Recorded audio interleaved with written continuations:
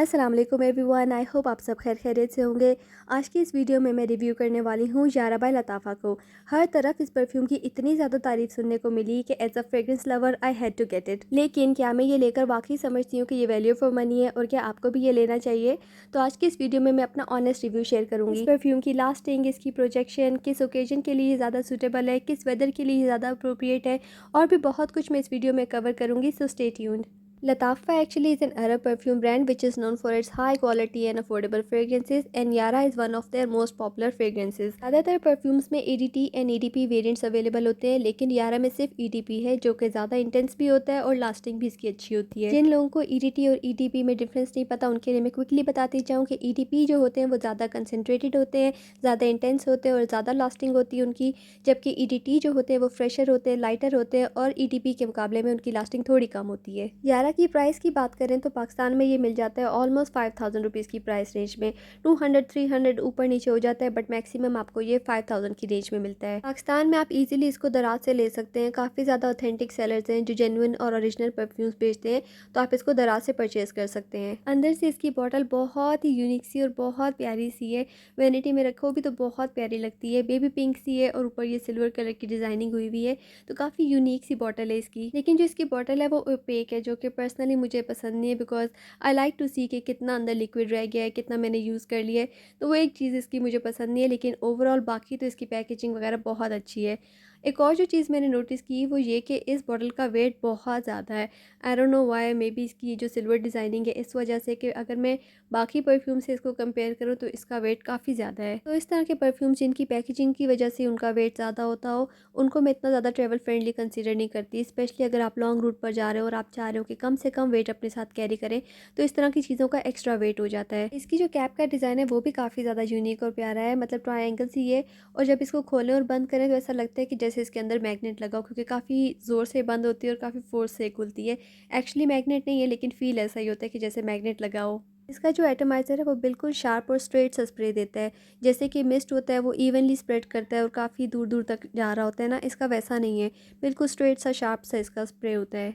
अब बात करते हैं इस परफ्यूम की फ्रेग्रेंस की, जो कि इसकी मेन चीज़ है।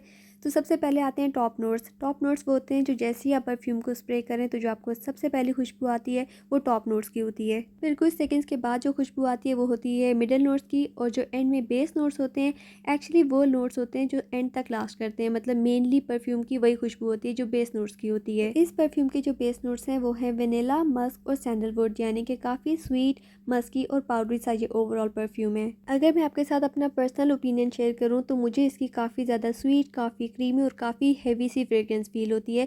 साथ ही इसमें थोड़ी सी बेरीज़ की भी आती है, जो कि मे बी इसके ट्रॉपिकल नोट्स की वजह से आती है, लेकिन ये काफ़ी स्वीट किस्म का परफ्यूम है। अक्सर लोग इसकी फ्रेग्रेंस को डिस्क्राइब करते हैं कि जैसे ये स्ट्रॉबेरी मिल्क शेक जैसी आती है। मुझे वैसी बिल्कुल भी कभी फील नहीं हुई। स्ट्रॉबेरी का तो इसमें कुछ भी मुझे फील नहीं होता। हाँ, अगर मैं आपको सिंपलेस्ट वे में इसको डिस्क्राइब करूँ तो जैसे बेबी लोशंस और बेबी पाउडर्स की फ्रेग्रेंस होती है, इसकी उस तरह की वाइब है। मतलब आप कह सकते हैं कि कुछ हद तक डीएनए सिमिलर है, लेकिन नॉट इन अ चीप वे, कि जैसे बेबी पाउडर्स और बेबी लोशंस की आती है एग्जैक्ट वैसी नहीं है कि आप सोचें कि इसको लेने के बजाय आप बेबी पाउडर या बेबी लोशन ले लें। नो, इसकी उस तरह की मिलती जुलती है, लेकिन इन अ गुड एंड सोफिस्टिकेटेड वे। थोड़ी थोड़ी सी इसकी फ्रेग्रेंस मस्की और थोड़ी सी पाउडर भी फील होती है, बट ये ओवरऑल काफ़ी स्वीट किस्म का परफ्यूम है।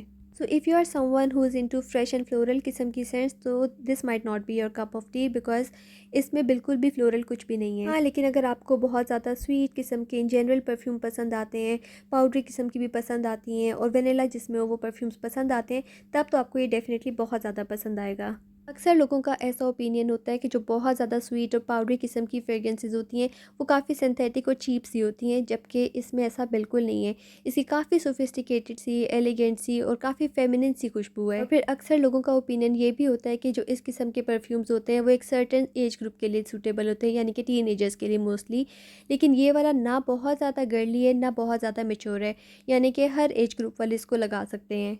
अब बात करते हैं इस परफ्यूम की लास्टिंग और इसकी प्रोजेक्शन की। अक्सर लोग इसकी लास्टिंग की बहुत ज़्यादा कंप्लेन करते हैं कि ये बिल्कुल ही 3-4 आवर्स लास्ट करता है, उसके बाद नहीं आता। इन माय पर्सनल ओपिनियन ये इतना बुरा नहीं है। 2-3 आवर्स आपको स्किन पर लास्ट करता है और 7 टू 8 आवर्स ईजिली ये क्लोथ्स पर लास्ट करता है। इस परफ्यूम के आपको बहुत ज़्यादा स्प्रेज नहीं करने होते, एक ये चीज़ आपने माइंड में रखनी है, क्योंकि ये काफ़ी ज़्यादा हैवी किस्म का है और काफ़ी इंटेंस है।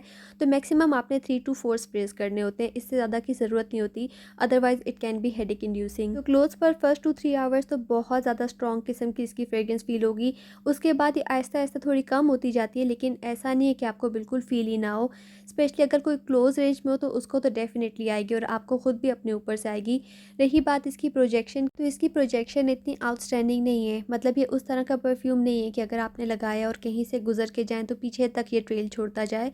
It's very close to skin किस्म का परफ्यूम। अब बात करते हैं कि इसको लगाने का बेस्ट टाइम और वेदर कौन सा है। इसकी जो खुशबू है वो काफ़ी ज़्यादा क्रीमी, थिक, इंटेंस और हेवी किस्म की है। तो जो इस किस्म के परफ्यूम्स होते हैं, एक तो वो कूलर वेदर के लिए ज़्यादा सूटेबल होते हैं, यानी कि आप इसको स्प्रिंग में यूज़ कर सकते हैं और विंटर्स में यूज़ कर सकते हैं। समर्स के लिए ये बिल्कुल भी नहीं है, बहुत हैवी फील होता है। और विंटर्स और स्प्रिंग में भी आप इसको ज़्यादा इवनिंग में यूज़ करें तो ज़्यादा सूटेबल है।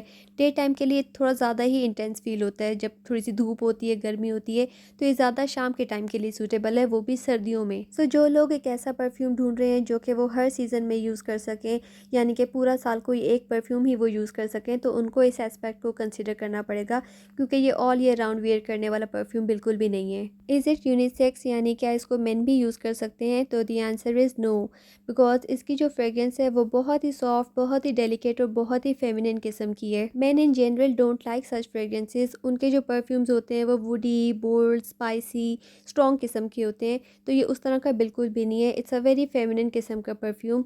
तो अगर किसी की इंडिविजुअल चॉइस है फेमिनिन और सॉफ्ट किस्म का परफ्यूम, तो उसका कुछ कह नहीं सकते, but in general it's not for man. All in all it's a very good perfume, it's quite affordable, इसकी लास्टिंग भी काफ़ी अच्छी है। तो इन माय ओपिनियन काफ़ी अच्छा परफ्यूम है अगर आप अपने लिए लेना चाह रहे हो, स्पेशली विंटर्स में यूज़ करने के लिए और कैजुअल इवनिंग आउट के लिए अगर आपको कोई परफ्यूम चाहिए तो उसके लिए तो ये बेस्ट परफ्यूम है। इवन अगर आपने किसी इवेंट पे जाना है, कोई ओकेजन है, शादी है, बर्थडे है, तो उस पर भी लगाने के लिए ये बहुत अच्छा परफ्यूम है। रही बात गिफ्ट करने की, तो इट डिपेंड्स कि आपने कब गिफ्ट करना है और किसको गिफ्ट करना है। अगर आपने अपनी किसी फ्रेंड को गिफ्ट करना है तो उसके लिए तो ठीक है, लेकिन let's suppose you are a man watching this video and you want to gift this perfume to your wife और टू योर फियांसे, तो उसके लिए मेरे ख्याल से ये इतना ज़्यादा स्पेशल नहीं है। इस प्राइस रेंज में और बहुत ज़्यादा ऑप्शंस मिल जाते हैं। लेकिन अगर किसी फीमेल फ्रेंड को गिफ्ट करना है, किसी फीमेल फ्रेंड ने अपनी फीमेल फ्रेंड को गिफ्ट करना है, तो उसके लिए तो ये परफेक्ट है। सो आई होप मैंने आज की इस वीडियो में आपके सारे कंसर्न्स और सारे questions related to this perfume को आंसर कर दिया हो और आपको ये वीडियो पसंद आई होगी। तो अगर आपको ये अच्छी लगी हो तो इसको लाइक ज़रूर करिएगा और इस तरह की मज़ीद वीडियोज़ के लिए do subscribe to my channel. See you next time, until then take care, अल्लाह हाफिज़।